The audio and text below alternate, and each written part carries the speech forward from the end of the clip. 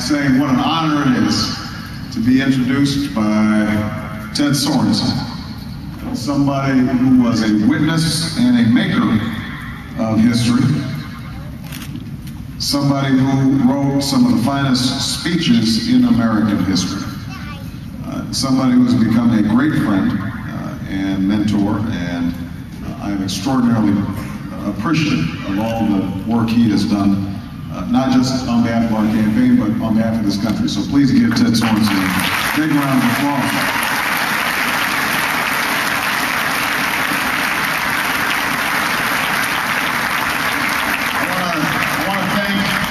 Alicia Claypool for her extraordinary support and her introduction of Ted.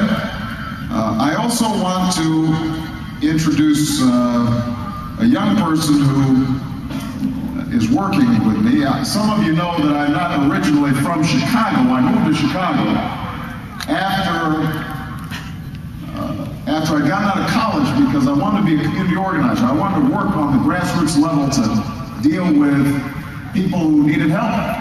And there were a group of churches on the far south side that were hiring somebody to deal with the devastation of steel plants that they closed. So they hired me.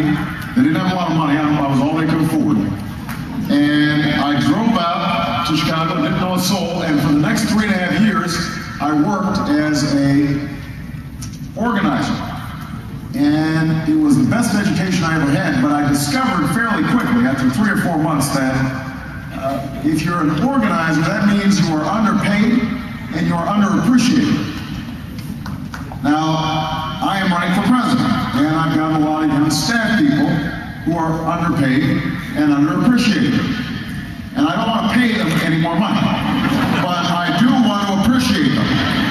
So I want to introduce to all of you our Polk County Regional Field Director, Chelsea Wallison. Where's Chelsea? Is Chelsea around?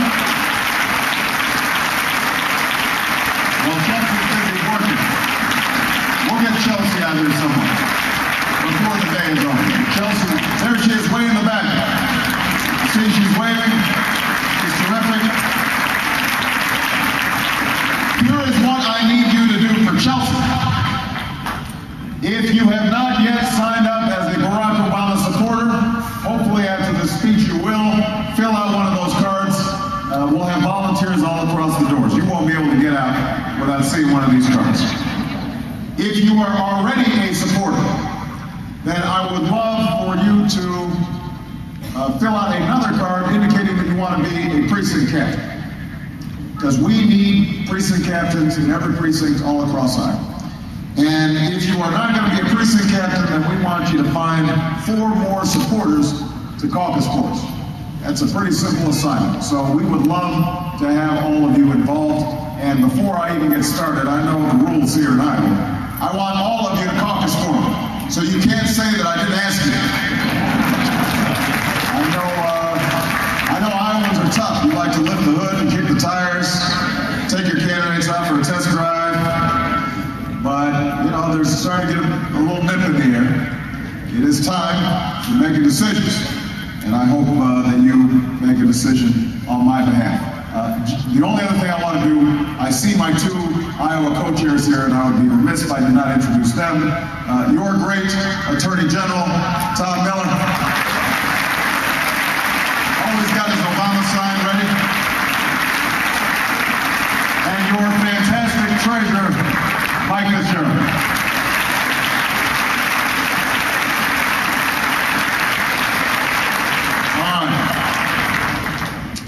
You know, recently, the wife of a soldier from Illinois wrote to me, and she said that her husband, and I quote, feels like he's stationed in Iraq and deploys home. He feels like he's stationed in Iraq and he deploys home. That's a tragic statement. It could be echoed by families across our country who've seen loved ones deployed to tour after tour of duty. As I travel around the country, so many Americans ask me, how did we go so wrong in Iraq? Now, there are those who offer up easy answers. They will assert that Iraq is George Bush's war, that it's all his fault, or that Iraq was botched by the arrogance and incompetence of Donald Rumsfeld and Dick Cheney, or that we would have gotten Iraq right if we had just gone in with more troops, or if there had been a stronger Iraqi prime minister. These are all easy answers. And like most easy answers, they are partly true. But they don't tell the whole truth, because they overlook a harder and more fundamental truth. The hard truth is that the war in Iraq is not about a catalog of many mistakes, it's about one big mistake. The war in Iraq should have never been fought.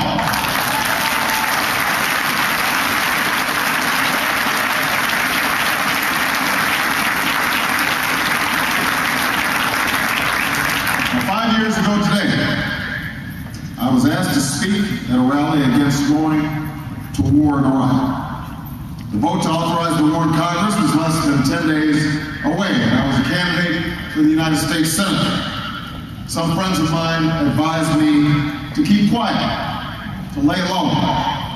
Going to war in Iraq, they pointed out, was popular. All the other major candidates were supporting the war at the time. If the war goes well, my friends indicated, you will have thrown away your opportunity to be elected to the Senate. But I didn't see how Saddam Hussein posed an imminent threat. I was convinced that a war would distract us from Afghanistan and the real threat from Al-Qaeda. I worried that Iraq's history of sectarian rivalry could leave us bogged down in a bloody conflict. And I believed the war would fan the flames of extremism and lead to new terrorism. So I went to the rally, and I argued against what I called then a rash war. A war based not on reason, but on politics. An occupation of undetermined length, with undetermined costs and undetermined consequences. Conventional thinking in Washington has a way of buying into stories that make political sense, even if they don't make practical sense. We were told that the only way to prevent Iraq from getting nuclear weapons was with military force. Some leading Democrats echoed the administration's erroneous line that there was a connection between Saddam Hussein and Al-Qaeda. We were counseled by some of the most experienced voices in Washington that the only way for Democrats to look tough was to talk and act like a Republican. The American people weren't just failed by a president who rushed to war, they were failed by much of Washington.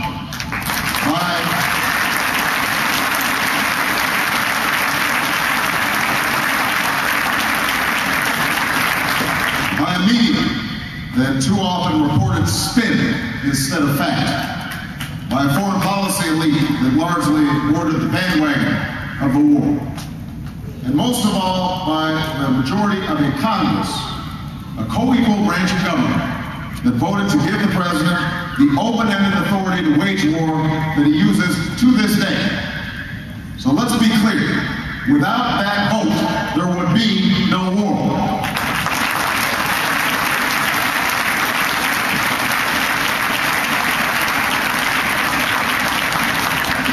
Some now seek to rewrite history. They argue that they weren't really voting for the war. They were voting for inspectors. They were voting for diplomacy. But the Congress, the administration, the media, and the American people all understood what we were debating in 2002. This was a vote about whether or not to go to war. That's the truth as it was understood then, and as we need to understand it now. We need to ask those who voted for the war, how can you give the president a blank check and not expect him to cash it?